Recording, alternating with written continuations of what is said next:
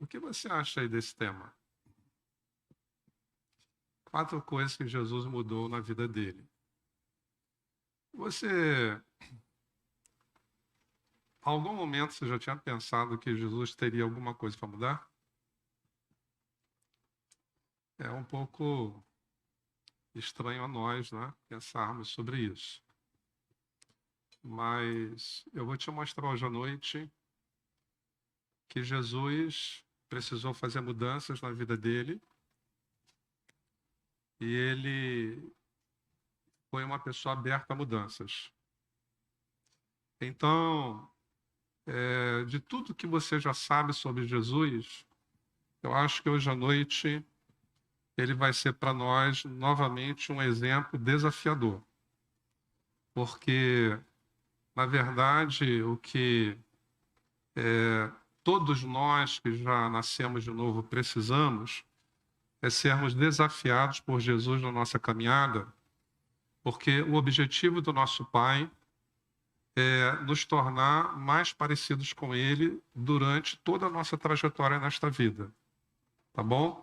Para que não fique precisando mudar muita coisa quando a gente chegar lá. Amém? Então, eu quero que você caminhe comigo hoje à noite pensando o seguinte, né? Quando foi que Jesus precisou fazer mudanças na vida dele? Então, é uma coisa que nós vamos ver. Outra coisa que nós vamos ver é quais foram as mudanças, então, que ele fez. Tá bom? Então, quando e quais? Para que nós possamos entender quais foram as mudanças que ele fez, então nós precisamos primeiro saber o que ocasionou essas mudanças. Algo aconteceu, foi uma circunstância que fez com que Jesus tomasse a decisão de fazer 4 mudanças importantes na vida dele. Bom, qual foi essas circunstâncias? Jesus sabia que os líderes de Israel, eles estavam ensinando devido à expectativa que Israel já tinha, inclusive a sua liderança, que naqueles dias estava para surgir o Messias. Então, havia uma pergunta em Israel que precisava de uma resposta. Quando surgiu o Messias, como é que nós vamos saber que ele é o Messias? E para responder essa pergunta, os líderes de Israel, formados pelos escribas, fariseus, saduceus, e muitos desses compunham o sinédrio. Se diminuir, não diminui o retorno para mim não, por favor.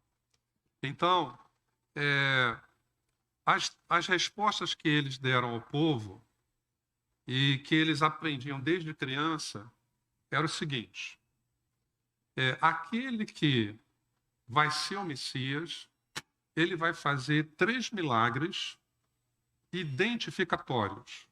Ou seja, ele vai fazer 3 milagres que só o Messias pode fazer. Quais foram esses 3 milagres? Tá bom? Então, eles diziam que quando surgisse o Messias, um dos milagres que ele iria fazer era curar um leproso. Então, Mateus capítulo 5,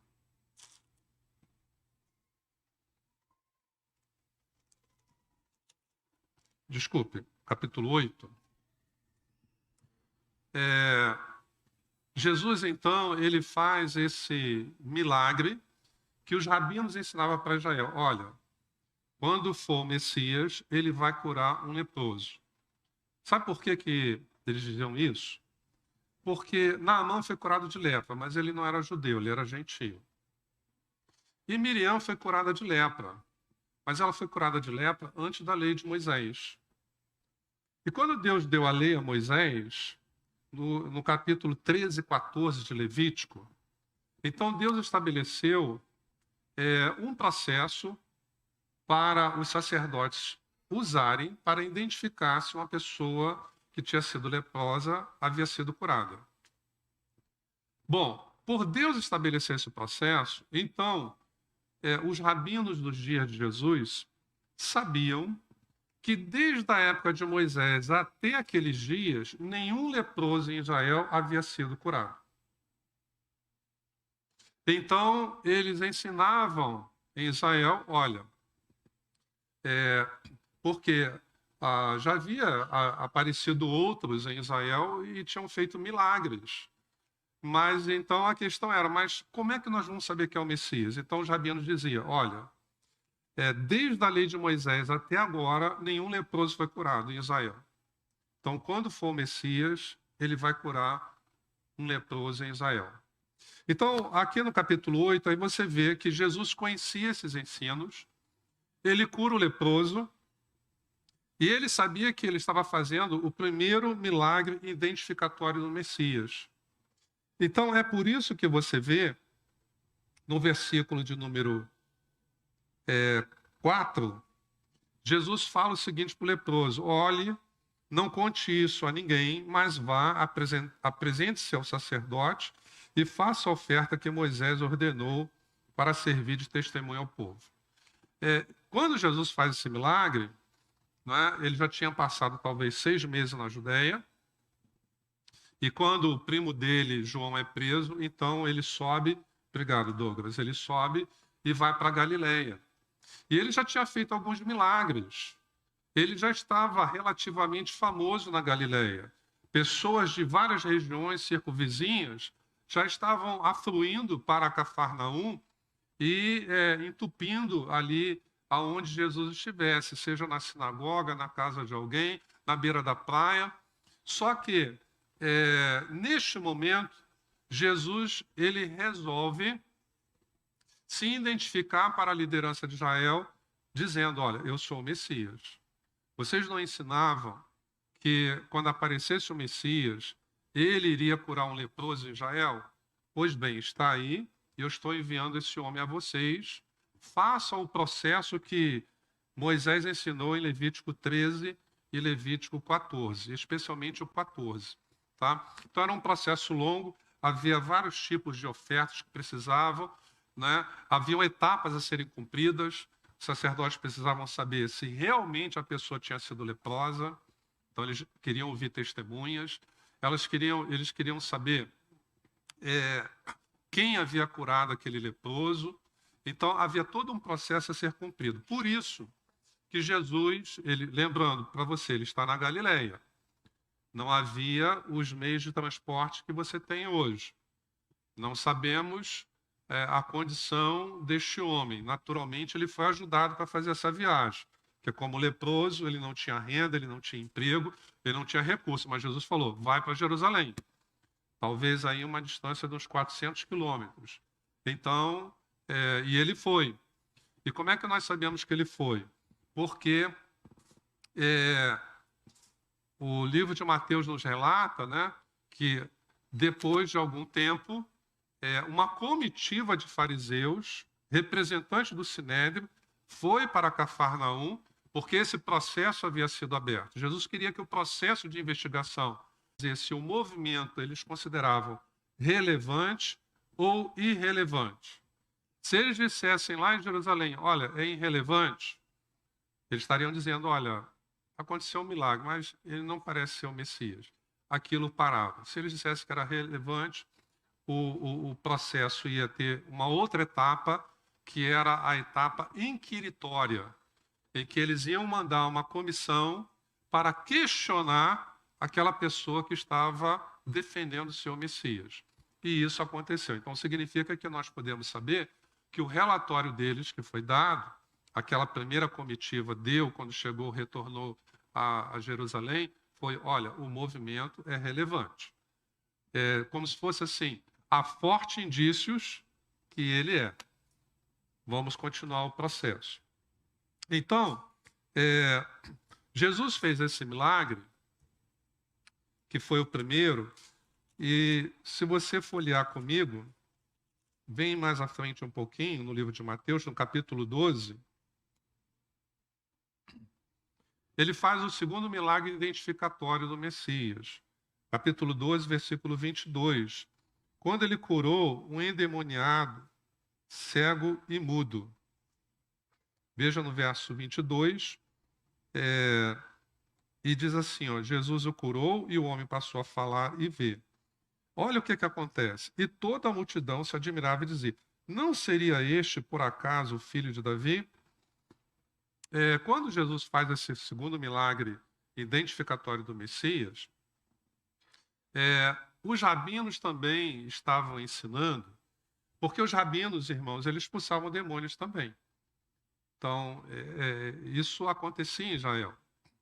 Só que havia uma metodologia que os rabinos usavam. Tá? Então, para expulsar um demônio, dentro da metodologia que eles usavam, a primeira coisa que eles tinham que fazer era perguntar o nome do demônio. Então, como esse endemoniado era mudo, o método dos rabinos expulsarem demônio não ia funcionar. Então, eles ensinavam que quando surgisse o Messias, o demônio que eles não conseguiam expulsar, o Messias iria conseguir.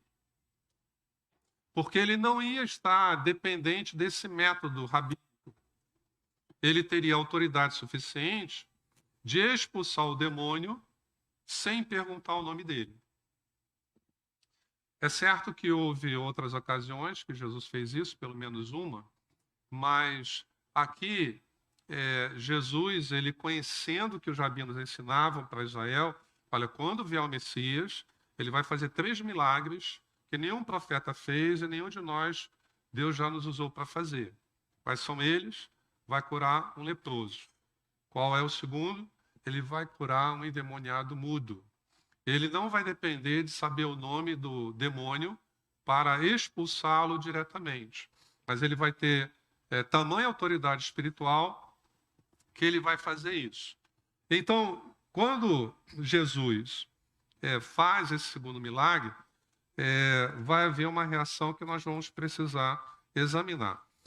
Mas antes disso, eu quero te apresentar o terceiro milagre identificatório do Messias. Aí quem relatou ele para nós foi João, capítulo 9, Evangelho segundo São João. É o terceiro milagre que eles ensinavam, que iria identificar quem era o Messias. Aí você tem a cura de um cego de nascença. Tá? E a questão é o seguinte, tá? Na pergunta dos discípulos, no versículo de número 2, os discípulos perguntam a Jesus, né? Eles querem saber por que aquele homem era cego. Mestre, quem pecou para que este homem nascesse cego? Ele ou os pais dele? Perguntar a Jesus quem havia pecado, se eram os pais, tem sentido. Agora pense comigo hoje à noite. Tinha sentido eles perguntarem se o homem havia pecado, se ele havia nascido cego? Então, eu estou te perguntando isso para você entender que eu estou te explicando por que os rabinos em Israel ensinavam para Israel que quando fosse o verdadeiro Messias, ele ia fazer esses 3 milagres que iriam identificá-lo como o Messias prometido de Israel. A cura de um leproso, eu expliquei para vocês, porque desde Moisés até aqueles dias, nenhum leproso em Israel havia sido curado. A libertação de uma pessoa endemoniada, e por causa daquela possessão ela não podia falar, seria também um milagre identificatório, porque os rabinos não conseguiam fazer isso, porque eles só expulsavam o demônio aqueles que eles haviam identificado o nome. Mas eles também ensinavam o seguinte, olha, o bebê no ventre da mãe, ele pode ter já uma inclinação para o bem ou uma inclinação para o mal. Então é por isso que os discípulos estão perguntando: quem pecou? Foi os pais ou foi ele? Aí você vai entender hoje à noite porque os discípulos conheciam o que os rabinos ensinavam em Israel. A expressão que eles usavam era Yetzer Hatov, ou seja, o bebê já tem inclinação para o bem, ou Yetzer Hara, a inclinação para o mal. E eles diziam que, por exemplo, se o bebê tinha uma inclinação para o mal, então ele dava um chute na mãe já dentro do ventre e ela sentia dor. Né? E por esse ensinamento, então, é que eles fazem essa pergunta. Será que ele nasceu cego porque ele já pecou antes de nascer? Né? E Jesus, então, eles ensinavam, né, que esse seria um milagre também identificatório, terceiro. Ele cura esse cego de nascença e ele explica, olha, esse ensinamento não é correto. Há coisas que acontecem na vida das pessoas, não foi por causa do pecado dela e nem dos seus antepassados. São circunstâncias da vida. E essas circunstâncias também são oportunidades para acontecer um milagre na vida dessas pessoas. Mas agora que você conheceu os 3 milagres que eles ensinavam, ó, quem for o Messias vai fazer esses 3 milagres. E você já sabe que Jesus fez esses 3 milagres. Eu quero te convidar a você voltar comigo em Mateus 12, que aí eu quero te mostrar quais são as 4 coisas que Jesus mudou na vida dele e por que ele mudou. Tá bom? E quem sabe Deus vai falar com você hoje à noite, que talvez essa seja mais uma questão que você deve imitar no teu Salvador, e talvez haja algumas questões na sua vida que você precisa tomar a decisão de mudar hoje à noite. Então, no capítulo 12 aqui de Mateus, voltando no verso 22 e 23, no 23, a multidão, quando vê Jesus fazer o segundo milagre identificatório do Messias, a multidão conclui que ele era o Messias. É o significado dessa frase no verso 23. Não seria este, por acaso, o filho de Davi? Porque a multidão está dizendo o seguinte: olha, ele já curou tanta gente, já expulsou tantos demônios, mas o que importa para nós é que, dentre todos esses milagres que ele já fez aqui em Cafarnaum e nas circunvizinhanças, ele já fez o segundo milagre que nós aprendemos desde criança nas sinagogas, que os rabinos ensinavam para nós, que quem fizesse era o Messias. Ele curou o leproso e o processo do Sinédrio lá de Jerusalém confirmou que houve a cura.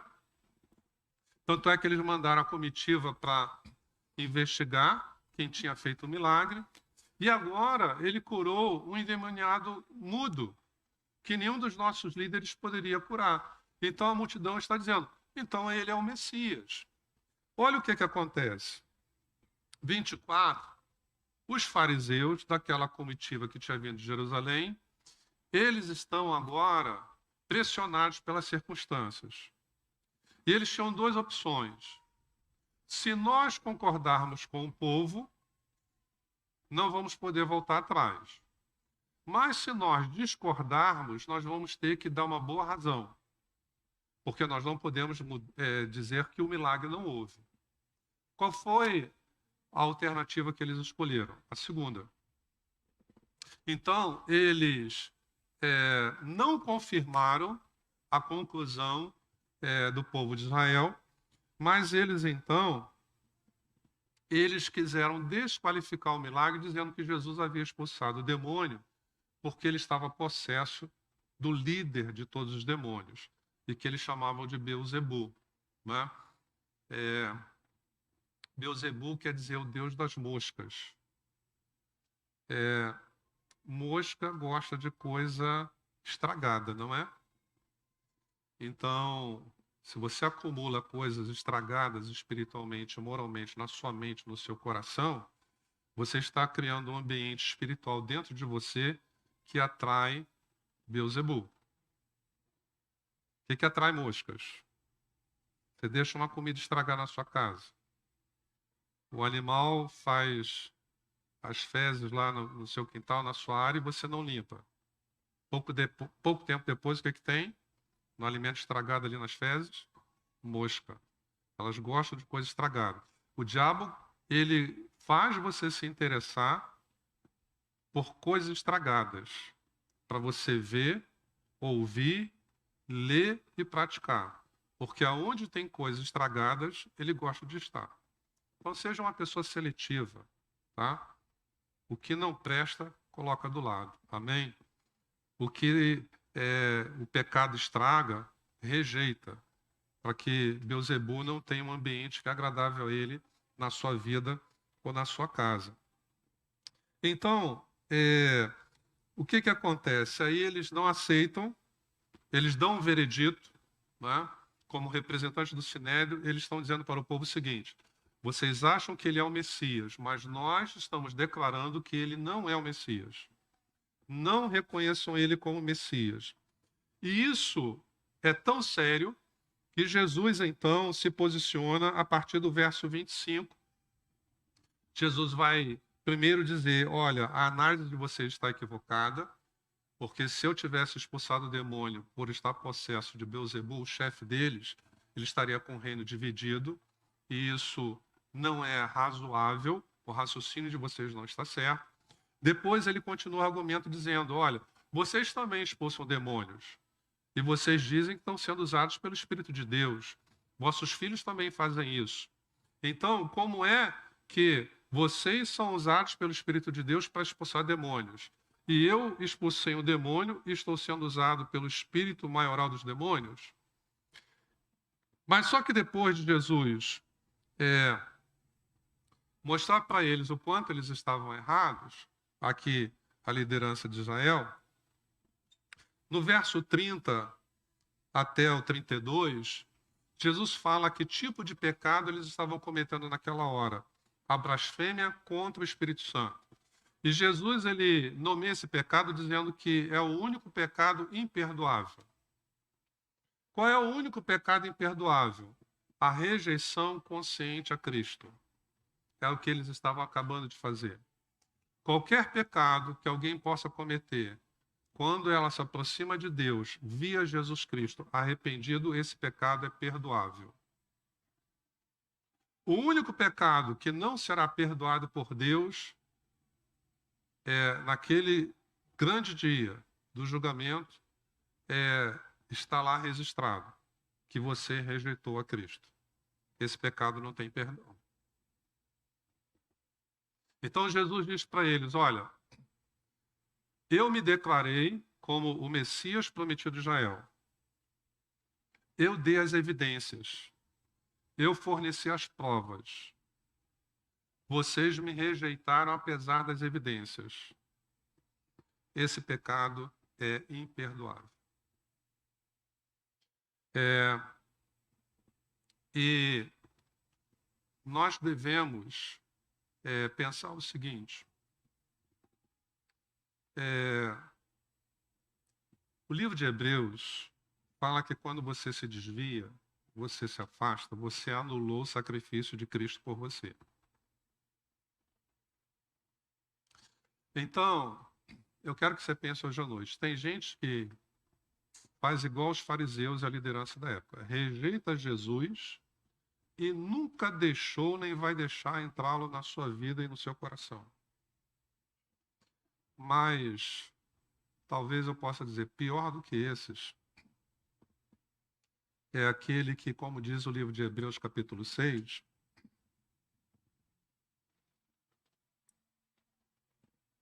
um dia abriram o coração, provaram os poderes do mundo vindouro, experimentaram a presença, a comunhão e o poder do Espírito Santo, tiveram experiência com a palavra viva e eficaz. E o livro de Hebreus, no capítulo 6, diz: e caíram.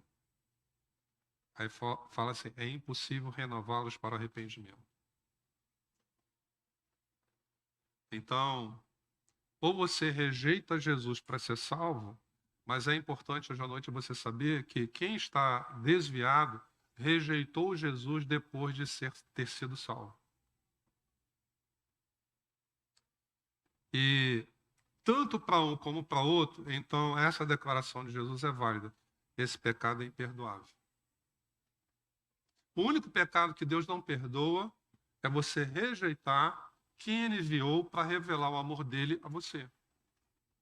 Não é o adultério, não é o cigarro, não é a cerveja, não é a cachaça, não é a cocaína, não é a maconha, não é? Há muitos caminhos de pecado. E muitos desses destroem a sua saúde, seu casamento, sua família, sua profissão, o alcoolismo, tantos outros. Mas qualquer um desses, houve arrependimento, chegou a Deus via Jesus Cristo, o perdão de Deus é gratuito. Agora, como chegar a Deus se rejeitou aquele que o representa? Como chegar a Deus, como ter o perdão de Deus, se aquele que veio para pagar nossa conta, você falou, não. Entendeu? Entendi, mas eu rejeito, eu não quero. Você quer? Não quero. Rejeição consciente. Jesus falou, esse pecado é imperdoável. Então é bom pensarmos nisso hoje à noite, porque às vezes até o cristão pensa, acho que eu cometi o pecado imperdoável, né?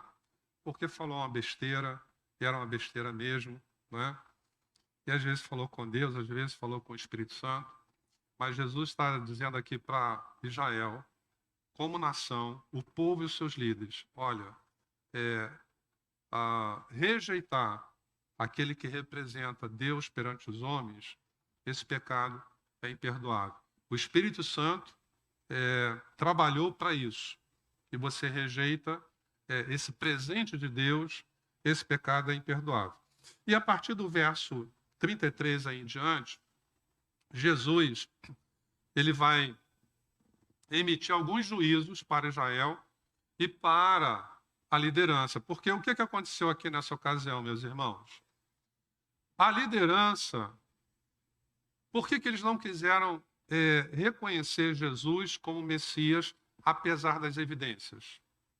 Eu achei muita coisa interessante, talvez até com o momento que nós vivemos, em que algumas evidências são ignoradas. Por que, apesar das evidências, não quiseram aceitar Jesus como Messias? Porque eles viram que Jesus não se enquadrava nas regras deles. Já tinha acontecido o Sermão no Monte. O que Jesus ensina no Sermão no Monte era contrário ao que eles ensinavam. Lembra que Jesus, quando começa para nós a narrativa no Sermão no Monte, Mateus 5, Jesus fala assim, ouvistes o que foi dito. Ele não está se referindo à Torá escrita, ou a Tanakh, todo o Antigo Testamento escrito. Ele está se referindo à tradição oral, o que era ensinado pelos rabinos a respeito da Tanakh, ou da Torá. Então ele fala assim, ouviste o que foi dito. Eu, porém, vos digo. Ele estava dizendo o seguinte, aquela interpretação estava errada. Estou dando a vocês a interpretação correta. Não estou mudando um i ou um tio, nem da Torá, nem da Tanakh. Estou dando a interpretação correta. Olha como toda uma nação, né, foi enganada espiritualmente porque as interpretações espirituais dadas pelo rabinato estavam erradas. Então, eles não aceitaram, apesar das evidências, porque Jesus não se ajustava às regras deles, aos ensinos deles. Pelo contrário, Jesus dizia abertamente para o povo o que eles estão ensinando está errado. Por isso, certa vez, Jesus falou, olha, não copiem as obras deles. E a segunda razão por que eles não aceitaram é porque, no entendimento deles, Jesus violava o sábado. E essa era uma questão crucial para eles, porque no entendimento deles, né, a violação do sábado e a idolatria a outros deuses havia causado o exílio na Babilônia. Então era uma coisa que eles nunca mais queriam voltar a praticar. Então o ensino era pesado em Israel sobre isso. Guarde o sábado, guarde o sábado. Não faz nada no sábado. O sábado é o quarto mandamento. Não pode fazer nada, porque senão Deus vai se irar. E o que Jesus faz com o sábado? Ele coloca o sábado dentro da perspectiva correta. Ele fala, olha, é proibido curar no sábado? Ele faz essa pergunta. E ele queria que eles respondessem, não, não é proibido fazer o bem no sábado. Mas eles não responderam, e mesmo assim Jesus curou. Jesus permitiu seus discípulos colherem espigas no dia de sábado. Então, os fariseus, não aceitando aquela atitude, vão criticá-lo. Ele fala, mas vocês nunca leram que Davi entrou no templo e comeu dos pães ázimos, e não lhe era lícito comer? Ou seja, sem necessidade seria um pecado, mas sendo uma questão de vida ou morte, havia uma concessão. Não é? E ele fala assim, vocês não sabem que os sacerdotes violam os sábados sempre quando eles fazem um serviço no templo? Aquilo é um trabalho. Então, apesar das evidências, os líderes de Israel, o Sinédrio, usa esse raciocínio lógico e fala, não dá para reconhecer Jesus como Messias, porque ele não guarda o sábado. Ele não valida o que nós ensinamos, pelo contrário, ele ensina para Israel que o que nós interpretamos da Torá e da Tanakh está errado. Ele está tirando a nossa autoridade perante o povo. Então nós não podemos, ele não vai se tornar como um de nós. Nós não queremos nos tornar como ele. Então, não vamos reconhecê-lo como Messias. E ao longo do livro de Mateus, você vai ver que outras questões vão surgindo. Ele fala, olha, não é impossível o Messias vir da Galileia. É impossível o Messias não ter uma formação como nós temos. Ele não tem letras. E eles vão construindo razões lógicas para rejeitar Jesus, como muitas vezes nós vamos fazendo.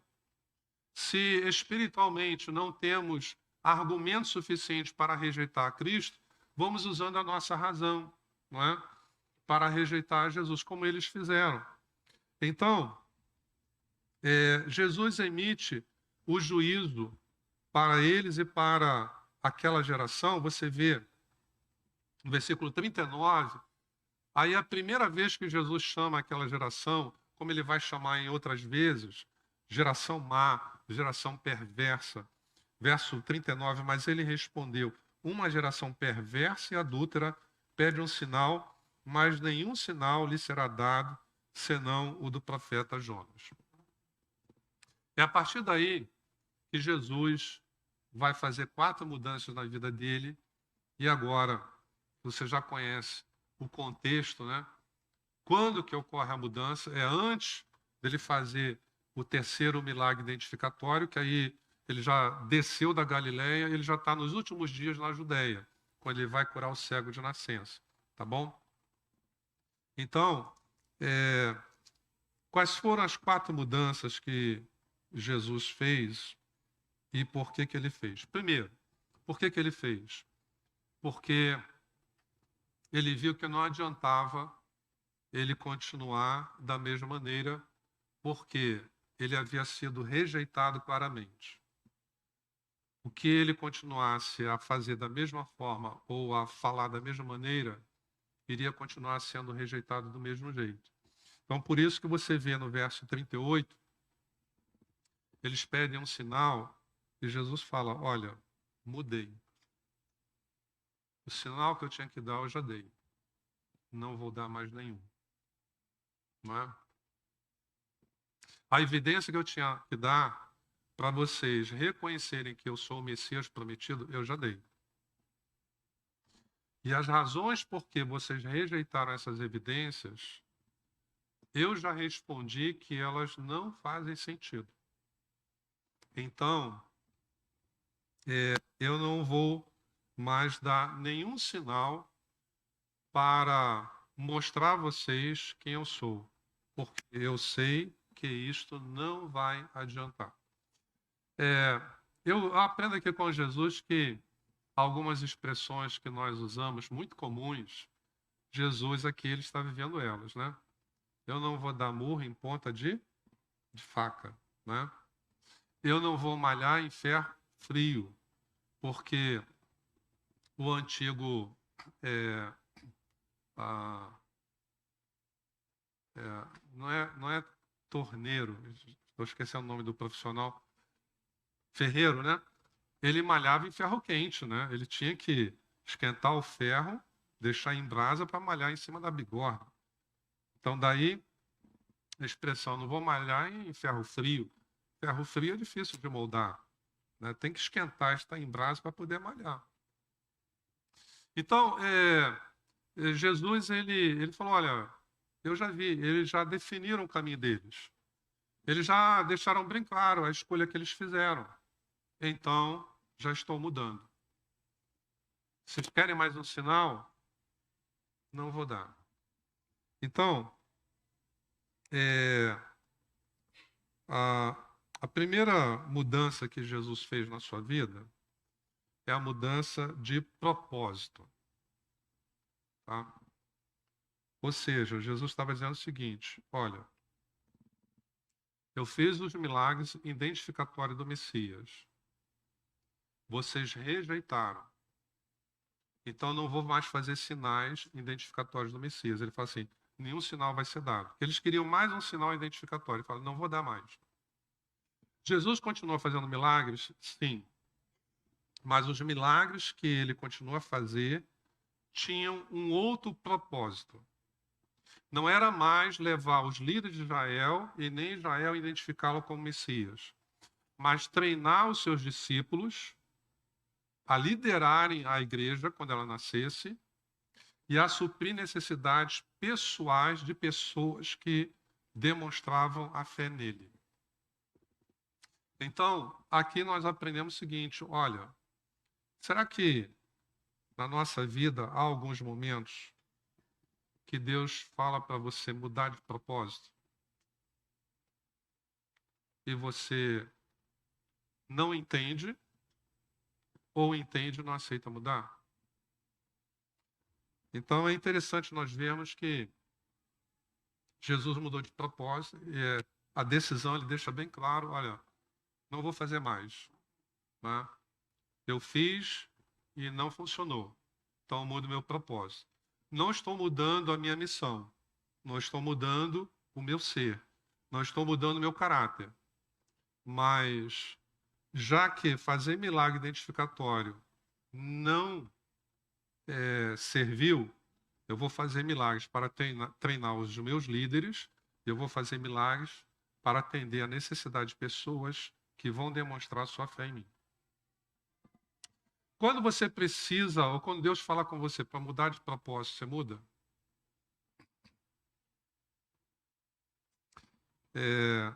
Se você ainda não leu, deixa a sugestão hoje à noite. Esse livro me abençoou muito em um momento muito especial da minha vida. Uma Vida com um Propósito, de Rick Warren. Se você já leu, parabéns. Se não leu, compre amanhã para ler essa semana. Eu li esse livro de uma sentada só, tá? E lendo e anotando, eu acho que eu ainda tenho as anotações guardadas lá em casa. Então, Jesus foi uma pessoa aberta a mudar de propósito. Você é? A segunda mudança que Jesus fez na vida dele, por ter sido rejeitado, você encontra aqui no capítulo 13. Está com a Bíblia aberta? Por isso que eu falei para você, para mim, depois de aprender essas coisas e entender aqui no livro de Mateus, o capítulo 12 é o grande marco desse livro, é o capítulo para mim mais importante, porque situa para nós muito bem o ministério de Jesus. Então, qual foi a mudança aqui que Jesus fez? Mudança de método. Qual foi a primeira mudança? Mudança de propósito. Segunda agora que Jesus faz na vida dele é mudança de método. Isso está bem claro aqui. Mateus deixa claro para nós que, devido a ele ser rejeitado, ele mudou seu método de ensino. Olha, capítulo 13, versículo 3. E de muitas coisas lhes falou por parábolas. Tá? Era assim que ele ensinava? Não. Descubra comigo no verso 10. Então os discípulos se aproximaram de Jesus e lhe perguntaram: por que o Senhor fala com eles por meio de parábolas? Parafraseando, por que o Senhor mudou o método de ensino? Por que o Senhor está ensinando diferente? Eu pergunto a você, olha só, vira a página aí de Mateus para você ver comigo, capítulo 13, parábola do semeador. Virando a página, ele explica a parábola, ele cita a parábola do joio, do grão de mostarda, do fermento. Mas no versículo 34, olha o que diz. Jesus disse todas essas coisas às multidões por parábolas, e sem parábolas, o que está escrito aí? Nada lhes dizia. Mas foi assim no monte? Não. Falou claramente sobre o reino de Deus. Falou claramente sobre como era o reino, como é a conduta de quem faz parte daquele reino. Mas Jesus aqui nos ensina o seguinte: se eles não dão crédito à verdade, então eu só vou falar por parábolas. E quando os discípulos questionam, Jesus dá a resposta. Aí no versículo 14 do capítulo 13, aí ele fala, olha, se a pessoa rejeita a verdade, então para que eu vou a verdade se ela vai rejeitá-la? A verdade é para ser compartilhada com quem a deseja, com quem a busca, com quem está com seu coração aberto para recebê-la. Ah, pastor, mas aí como vamos saber? Não, nós não sabemos, por isso que nós temos que pregar a verdade a todos. Mas para que você vai perder o seu tempo a vida inteira com alguém que a vida inteira vai rejeitar a verdade, se você poderia compartilhar com outros que iriam abrir o coração, nascer de novo, se tornarem seus discípulos e repetir o processo? Jesus nos ensina isso. Ele fala, olha, não vou mais falar claramente como eu estava falando. Por quê? Eu esqueci de explicar isso para você. Quando os representantes do Sinédrio dão um veredito, fecha o processo e diz, olha, ele não é o Messias. Nós não reconhecemos ele como Messias, porque ele não age como nós. Ele não está seguindo as nossas regras. Ele não confirma o nosso ensinamento. Então, ele fez milagres messiânicos, mas nós declaramos que ele não é o Messias. O que aconteceu com o povo de Israel? Ficou com Jesus ou ficou com os líderes de Israel? Eles rejeitaram Jesus por ficarem com os líderes de Israel. Por isso que, quando eu li o versículo, aqui no capítulo 12, o verso 39, Jesus não fala para os líderes. Ele fala assim, uma geração, ele está incluindo a todos. Porque Israel agia assim. Se os nossos líderes não reconhecerem que é o Messias, nós não vamos acreditar que seja. Nós vamos ficar com os nossos líderes. Quando você segue o líder, né, que essa é uma expressão, vamos seguir o líder, tem que seguir o líder. Se o líder estiver certo, amém, maravilha. Mas se estiver errado, vai acontecer o que aconteceu com Israel. A mesma sentença dada ao líder vai ser dada a você. E Deus não vai aceitar, não, mas era o líder que falou. Ele falou, mas você podia pensar, você tinha a sua própria escolha, né? Você foi simplesmente naquilo que era um costume, né? Então, Jesus, quando dá a sentença, ele dá para a geração. Eu quero até dizer um particular meu, eu entendo que o juízo pesado que Jesus emite aqui não foi para a nação, foi para, como ele diz, a geração. Você entende a diferença? Uma coisa é ele amaldiçoar a nação, outra coisa é ele amaldiçoar a geração que o rejeitou. Então ele diz, essa geração, por me rejeitar, ela é má e perversa. Não vou fazer mais milagres que me identificam, que vai facilitar eles identificarem que eu sou o Messias enviado por Deus. E não vou mais ensinar a verdade claramente, porque eles não querem saber da verdade. Eles querem seguir o costume. Eles chegaram, eles concluíram antes que a liderança. Não é ele o Messias? Lembra que diz o texto? Diziam as multidões, não é ele o Messias? Só que como os líderes não confirmaram, aí eles recuaram. Opa, entre Jesus e esses líderes, o que eles dizem, eu não vou ficar com Jesus, eu vou ficar com o que esses líderes dizem. Meu irmão, minha irmã, tudo que uma liderança espiritual falar, confira se bate com aquilo que Jesus ensinou. Pode ter ido até o 20º céu, mas se o que a pessoa ensina não bate com o que Jesus ensinou, abre mão e fica com aquilo que Jesus ensina. Não siga o líder cegamente. Não é? Não, independente da maneira como Deus usa a pessoa, independente do seu histórico ministerial. Tá? Então, nós vemos muitas vezes Deus mostrando isso na Bíblia, falando, olha, o meu povo peca por falta de conhecimento, porque tu, sacerdote, rejeitaste o conhecimento. Só que Deus mostra, né, que quando os dois erram juntos, liderança e liderado, o juízo vem sobre ambos, não vem sobre somente eu sou inocente porque eu fui ensinado errado. O juízo de Deus vem sobre todos. Então Jesus muda o método. Né? E eu quero te perguntar o seguinte, você é uma pessoa aberta a mudar a sua metodologia?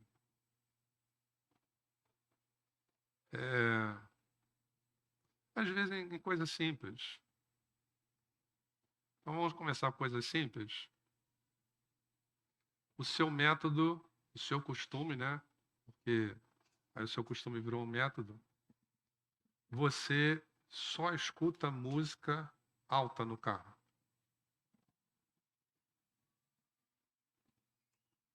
Aí você vai ser motorista de aplicativo. Vai funcionar? Não vai. Edmar já falou ali, não vai. Porque ninguém é obrigado a escutar alto como você gosta e nem admirar o seu estilo musical. Então Jesus nos ensina aqui que às vezes nós precisamos assim, não é uma questão de certo e errado, mas olha, eu vou mudar o meu método. O método de abordar o filho, o método de abordar a filha, o método de abordar o marido, o método de abordar a esposa, o método de lidar com aquelas questões dentro do lar. Às vezes você é uma pessoa que, nesse sentido, você não é como Cristo, você não tem jogo de cintura. Né? Outra expressão popular, você não sabe dançar conforme a música. Né? Não é negociar valores. Jesus não está negociando nenhum valor. Do reino, ele não está negociando nenhum valor nas mudanças que ele está fazendo na vida dele.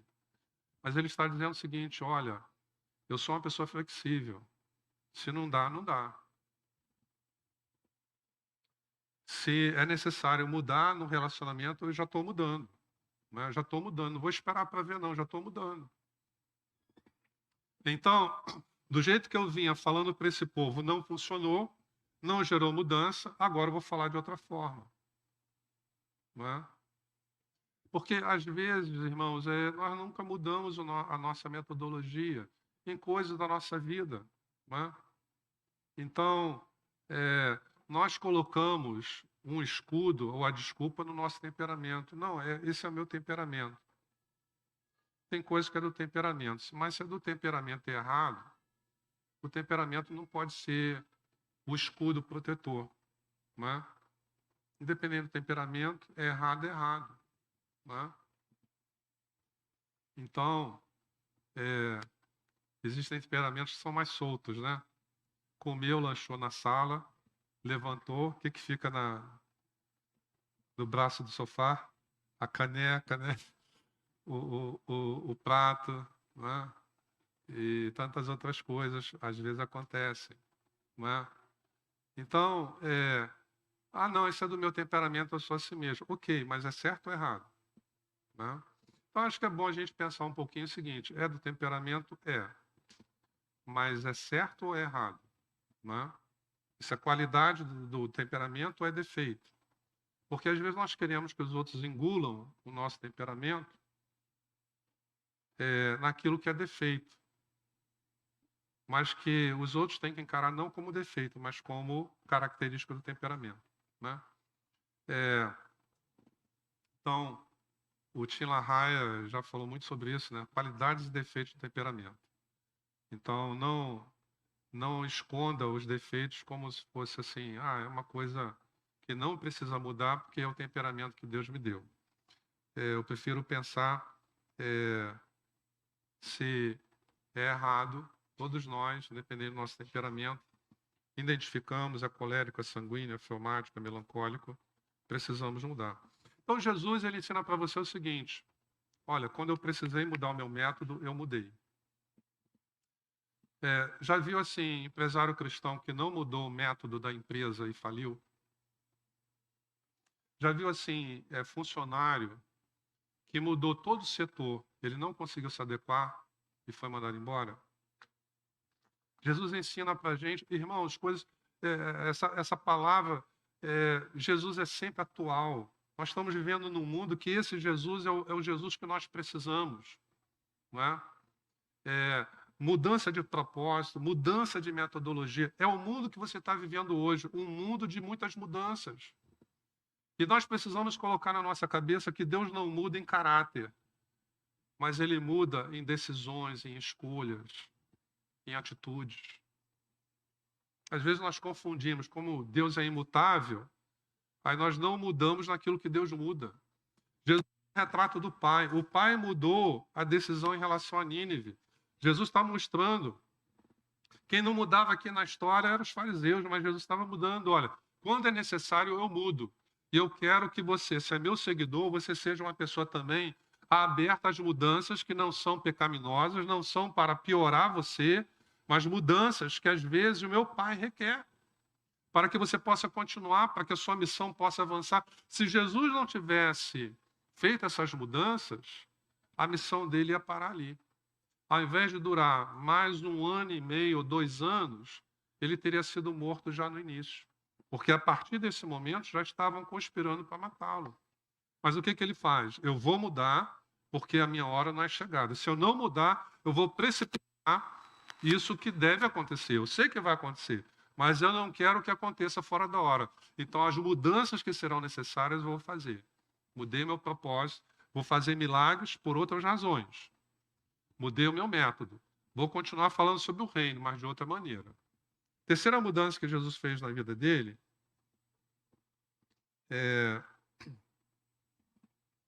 foi a mudança de critério. Até acontecer esse episódio, o que se percebe é que Jesus fazia milagres para mostrar às massas, às multidões, a chegada do reino de Deus. Mas, depois desse episódio, Jesus vai mudar esse critério e ele vai fazer milagres pessoais, individuais, mas ele vai exigir uma coisita: fé em quem ele era. Então, não é fácil a gente, às vezes, construir uma lógica da história de Jesus. Há uma matéria que às vezes tem no seminário chamada Harmonia dos Evangelhos, né? Porque o que tentou ser mais cronológico é Lucas, mas mesmo assim é um pouco difícil. Por isso que eu acho que hoje à noite essa palavra nos ajuda, porque a gente consegue construir um pouquinho, né, uma sequência, uma lógica do ministério de Jesus. Mas até então ele estava fazendo milagres, né? Para revelar o reino, para mostrar o reino. Mas como o reino que ele veio inaugurar foi rejeitado, porque o Senhor do reino foi rejeitado, então ele continua fazendo milagres, mas para suprir necessidades pessoais e individuais, desde que a pessoa cresce em quem ele era. E aí nós temos alguns exemplos. A mulher cananeia. Por que ele fez o milagre? Não foi para apresentar o reino. Ele deixa claro, está lá na narrativa. Ele fala assim, olha, grande é a fé desta mulher. Não a fé em uma coisa, mas uma fé em quem ele era. Por saber quem era Jesus, ela insiste com Jesus. Ele fala assim, essa mulher tem uma grande fé. Aí ele fez o milagre. Lembra do centurião? O que ele fala sobre o centurião? Nem em Israel eu encontrei uma fé como esta. São dois exemplos, mas Jesus, então, ele muda o seu critério. Olha, eu vou continuar fazendo milagres, mas na vida de quem crê em quem eu sou. E é interessante que, às vezes, né, Jesus não faz milagres só na vida de crente, você sabe disso, né? Tem gente que não nasceu de novo, mas Deus funciona assim. Se você invocá-lo, você vai achá-lo. Não é? Então, alguém pode experimentar um milagre de Deus, estou falando um milagre de Deus, sem necessariamente ter se convertido. Né? Eu diria que Naamã é um exemplo. Ele se converte depois do milagre. Né? Deus ouvia as orações de Cornélio e ele não era ainda nascido de novo. E Deus se agradava da conduta de Cornélio e ele ainda não tinha nascido de novo. Né? Então, alguém pode ter uma experiência sobrenatural com Deus, mesmo não sendo salvo, mesmo não tendo nascido de novo. Só que essas experiências vão ficar aqui, não definem a sua eternidade. Tanto que no caso de Cornélio, Deus manda chamar Pedro para ele ouvir as palavras de vida eterna. Né? Porque só na aprovação da sua vida misericordiosa, Cornélio supria as pessoas. Só com base na sua vida de oração a Deus, no seu temor a Deus, isso não seria suficiente para ele ter uma eternidade com Deus. Então aí Deus fala para ele chamar Pedro para que ele pudesse ouvir a respeito de Jesus. Mas Jesus, então, ele mudou o seu critério, o critério que o levava a agir. Tá? E como é que você lida com essa questão? Você é aberto a mudar os critérios que você utiliza para tomar decisões, os critérios que você utiliza para fazer ou não fazer, tá? Não para abrir mão de critérios corretos e adotar critérios errados, mas mudar de critério sem que eles estejam nessa classificação de certo ou errado. Né? Você imita o seu Senhor e Salvador nesse sentido? Tá? Mudança de critério. Pense na sua vida, vamos supor, sentimental. Né? Às vezes, nós utilizamos critérios que nos fizeram sofrer amargamente na vida, nessa área. Aí nós nos convertemos. O que Deus espera?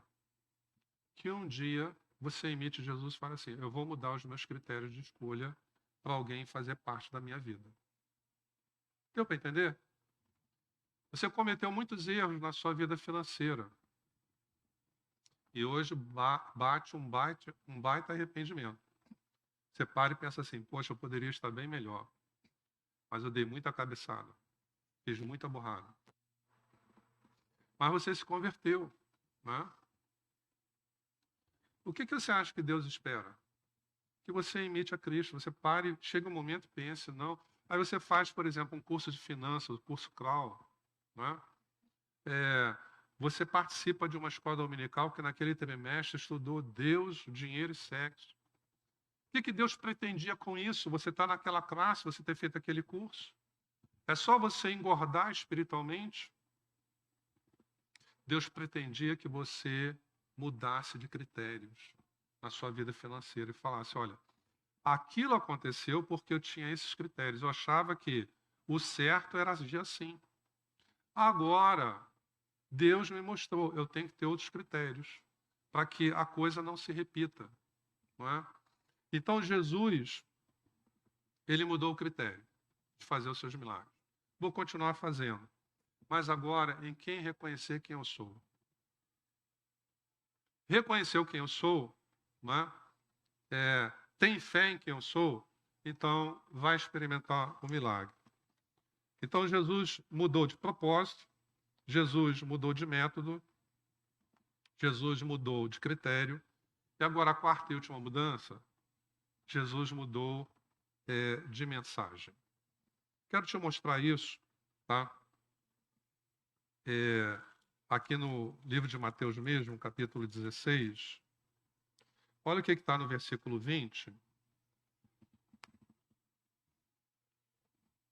Mateus 16, versículo 20.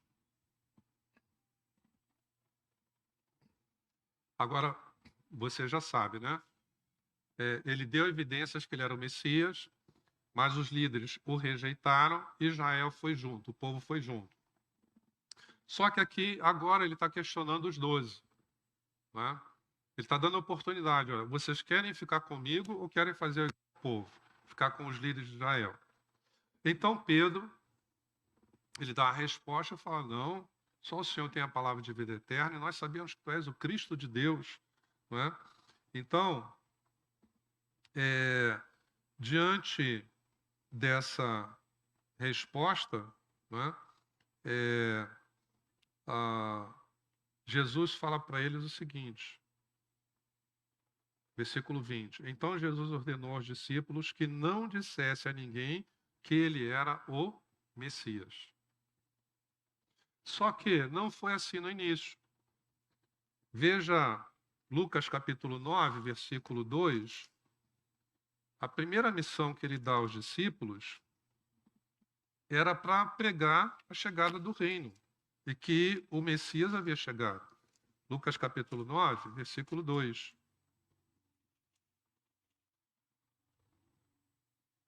Também os enviou a pregar o quê? O reino de Deus e a curar os enfermos. E no capítulo 10, versículo 9, a missão dos 70.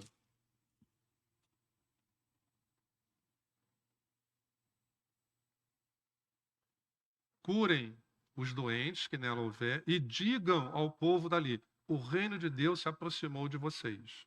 Tá bom?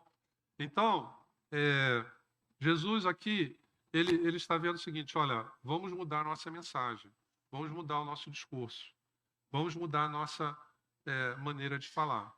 E aquilo que ele orientava, olha, vão e preguem nas cidades dizendo, o reino de Deus chegou, o Messias está aí. Tá? Mas como a liderança rejeitou e o povo ficou com a liderança de Israel, então Jesus, quando ele dá esse checkmate, fala assim, olha, quem dizem que eu sou? Eles falam, uns dizem que tu és João Batista, um grande profeta, mas e vocês? Aí Pedro, então, representando o grupo, fala, não, nós não vamos embora não, nós vamos ficar com o Senhor, só o Senhor tem as palavras de vida eterna. Nós sabemos que tu és o Messias, o Cristo, o Filho de Deus. Jesus tem uma atitude diferente, fala assim, ó, não conta para ninguém. O mesmo Jesus que falou, vai pregando em todas as cidades dizendo, o reino de Deus chegou, o Messias chegou. Agora ele fala, não conta para ninguém. O que nós vemos aqui? Um Jesus dinâmico, em que ele sabia a mensagem mais adequada para cada momento. Então, nós vivemos hoje o desafio também, não é? O evangelho é o mesmo, o pecado humano é o mesmo, mas os ouvidos têm mudado. E que Deus nos dê graça e sabedoria para copiarmos o exemplo de Jesus e sabermos também mudar não o conteúdo da mensagem, mas o seu formato, né? Não o conteúdo, mas a sua estratégia. Jesus, então, ele é um exemplo para nós hoje à noite de que ele não precisou mudar nada no seu coração. Seu coração era puro, santo e justo. Ele não precisou nunca mudar nada no seu caráter. Ele nunca abriu mão da missão, ele nunca mudou a sua missão. Ele nunca mudou quem ele era, ele nunca mudou no seu relacionamento com o Pai, mas ele fez 4 mudanças na sua vida, que nós examinamos hoje à noite, e pode ser um desafio para quem veio o culto aqui hoje à noite ou quem está nos assistindo. Será que Deus está querendo que você faça algum tipo de mudança na sua vida? Já tinha parado para pensar nisso? Será que, ao invés de mudar a sua vida, ao invés de mudar as suas circunstâncias, Deus quer que você, que está aqui conosco, que você mude? Será que algum propósito antigo, que há algum tempo Deus já tem falado com você, muda esse propósito e até hoje você não mudou? Será que você está preso também a algum método antigo que Deus já tem te falado, olha, muda esse método. Muda essa maneira de trabalhar, muda essa maneira de dirigir seu carro. Né? Você sabia que se você dirigir como antigamente a gente levava uma fechada, carcava na buzina, né? Para dizer para o outro, olha a besteira que você fez. Se você fizer isso hoje, você pode levar um tiro e não chegar em casa. Então, há muitas mudanças que talvez você possa pensar, por que Deus trouxe você aqui hoje à noite, sabendo que a palavra era essa? Né? Qual dessas 4 mudanças Jesus fez na vida dele e que talvez Deus trouxe você aqui para te dar um bisu e falar assim, ó, é nisso aí, esse é o ponto. Esse é o ponto. É nisso aí que eu queria falar contigo. É isso que eu queria te mostrar. É mudança de método, é mudança de forma de falar, mensagem, discurso, é mudança de critério ou de foco, ou é mudança de propósito. Vamos ficar em pé e vamos orar.